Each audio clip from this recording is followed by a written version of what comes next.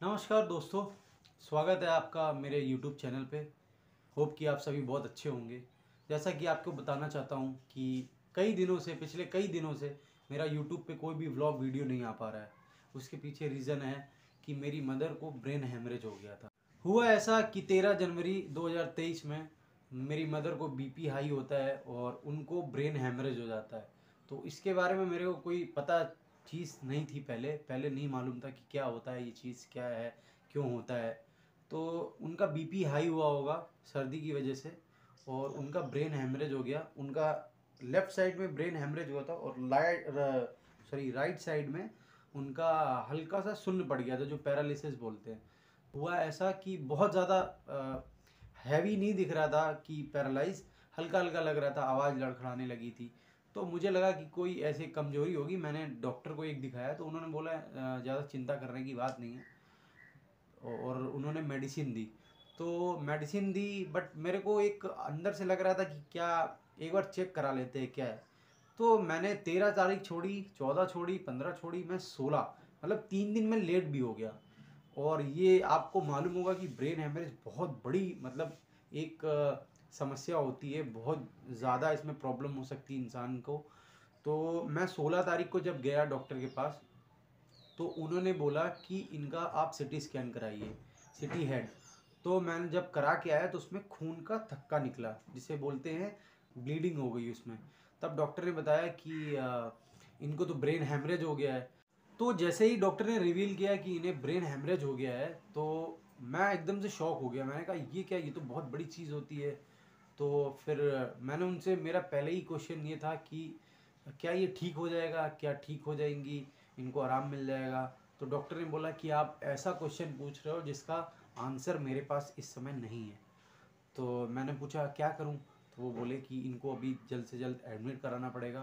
तो मैंने इनको एक हॉस्पिटल में एडमिट कराया। तो 6 दिन मम्मी एडमिट रही।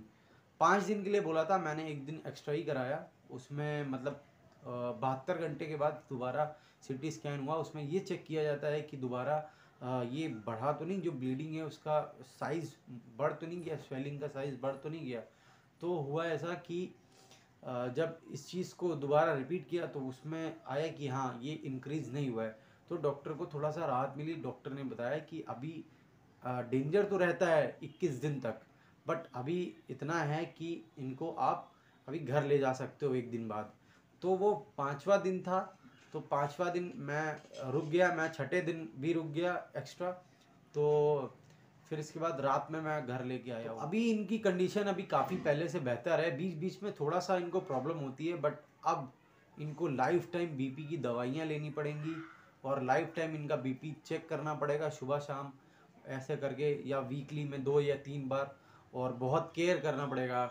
मुझे जहाँ तक ये पता चला है, कई सारे डॉक्टर्स से मेरी बात हुई है, तो उन्होंने बताया है कि ऐसे पेशेंट्स को बहुत ज़्यादा गर्मी या बहुत ज़्यादा सर्दी या बहुत ज़्यादा बारिश में बहुत ज़्यादा प्रॉब्लम हो जाती है। तो ये एक तरीके से प्रॉब्लम वाला मैटर है और इसमें प्रॉब्लम हो ही जाती है। तो मेरे को मालूम नहीं था कि ये क्यों होता है, क्या है। फिर मेरे को पता चला बीपी हाई होता है तो इससे ये हो जाता है। बट मेरे को लगता था बीपी हाई है तो बहुत ज़्यादा इतना परेशान होने की कोई ज़रूरत नहीं होती। बट अब पता चला ब्लड प्रेशर कितना इम्पोर्टेंट है आपको मेंटेन करने के लिए। इसलिए डॉक्टर ने बोला कि आप सभी लोग लो साल्ट, एक आता है टाटा का नमक आता है लो सॉल्ट, उसमें लेस सोडियम होता है, 15% और 30% कम होता है। तो उस तरीके का सॉल्ट लेने के लिए बोला गया है और नमक को नॉर्मल।